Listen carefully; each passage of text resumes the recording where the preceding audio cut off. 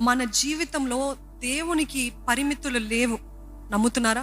దేవునికి సరిహద్దులు లేవు, దేవునికి పరిమితులు లేవు. దేవుని ఆపగలిగిన వారు ఎవరు లేరు. కానీ ఒక్కటి మాత్రము దేవుని కార్యానికి అడ్డుగా, ఆటంకంగా ఉంటది. ఏంటి తెలుసా? మన మనస్సు, మన అవిశ్వాసము. Your mind and your faithlessness, లేకపోతే మీ అపనమ్మకము, అవిశ్వాసం అంట దేవుని కార్యాన్ని, దేవుడు చేయబోయే అద్భుత కార్యాలే ఆటంకపరుస్తుందంట. కీర్తనలు 78వ కీర్తన 41 నుండి 42. 78 Psalm 41 to 42. మాటి మాటికి వారు దేవుని శోధించిరి, మాటి మాటికి ఇశ్రాయేలు పరిశుద్ధ దేవునికి సంతాపము కలిగించిరి. ఆయన బాహుబలమునైనను విరోధుల చేతిలో నుండి ఆయన తమను విమోచించిన దినమునైనను వారు స్మరణకు తెచ్చుకొనలేదు. ఆయన తమను విమోచించిన దినమునైనను వారు స్మరణకు తెచ్చుకోలేదు. అంటే గతంలో చేసినవన్నీ మర్చిపోయారంట. Can God still rescue us? Can God still deliver us అనే ఈ సందేహాలతోటి ఎంతగానో వెంబడించబడుతున్నారంట. దాన్ని బట్టి ఏలబడుతున్నారంట.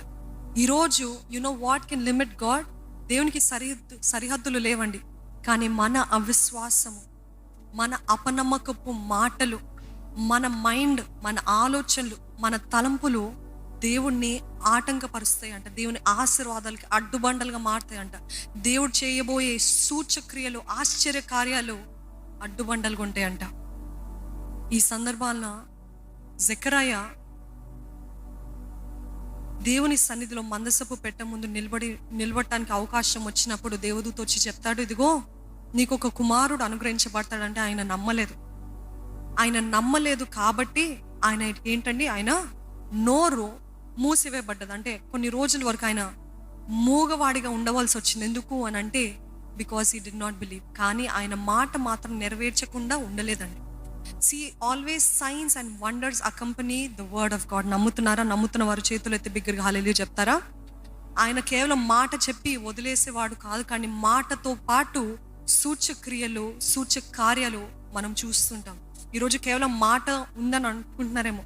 ఈరోజు కేవలం నా చేతిలో వాగ్దానం ఉందని అంటున్నారు. మీరు ఈ వాగ్దానము పట్టుకొని నమ్మిన ఎడలా ఏం జరుగుతుంది? సూచక్రియలు, ఆశ్చర్య కార్యాలు మన జీవితంలో చూస్తామంట అండి. ఈరోజు మన జీవితంలో పరిశీలించుకున్నట్లయితే దేవుని వాక్యం తెలియజేస్తుంది, is there anything too hard for God? ఇంగ్లీష్లో అయితే చాలా చక్కగా రాయబడిందండి. Is there anything too hard అని ఉంటుంది. టూ హార్డ్ అని ఉంటుంది. ఎందుకు టూ హార్డ్ అని రాయబడిందంటే, తెలుగులో అయితే అసాధ్యమైనది దేవునికి ఏమైనా ఉందా, నాకేమైనా అసాధ్యమైనది ఏమైనా కలదా అని దేవుడు అడిగినట్టు ఉంటుంది. కానీ ఇంగ్లీష్లో టూ హార్డ్ అని ఎందుకు రాయబడింది అని అంటే, అసలు హార్డ్ అనే పదమే దేవుని డిక్షనరీలో లేదండి. నిజంగా ఈ లోకాన్ని సృష్టించిన దేవుడు, ఈ విశ్వానంతా సృష్టించిన దేవునికి అసలు హార్డ్ అనే మాట ఉంటుందా? అవసరం పడుతుందా? మనకంటే హార్డ్ అనేది అవసరం పడుతుంది. బిడ్డలకైతే హార్డ్ అనేది అవసరం పడుతుంది, కష్టం అనేది అవసరం పడుతుంది. దేవుడు ఇట్లా మాట సెలవిచ్చాడండి, సృష్టించబడ్డది. ఇదిగో ఆకాశం అంటే ఆకాశం సృష్టించబడ్డది, భూమి అంటే భూమి సృష్టించబడ్డది, జంతువులు, పక్షులు అని అంటే సృష్టించబడ్డది, మానవులు అంటే సృష్టించబడ్డది. Everything was happened like this. ఇలాగ జరిగింది. అట్లాంటి దేవునికి కష్టమైనది ఏదైనా ఉందా? కానీ అట్లాంటి దేవునికి కష్టంగా చేసేది ఎవరు తెలుసా అండి? కష్టంగా మార్చేది ఏంటి తెలుసా?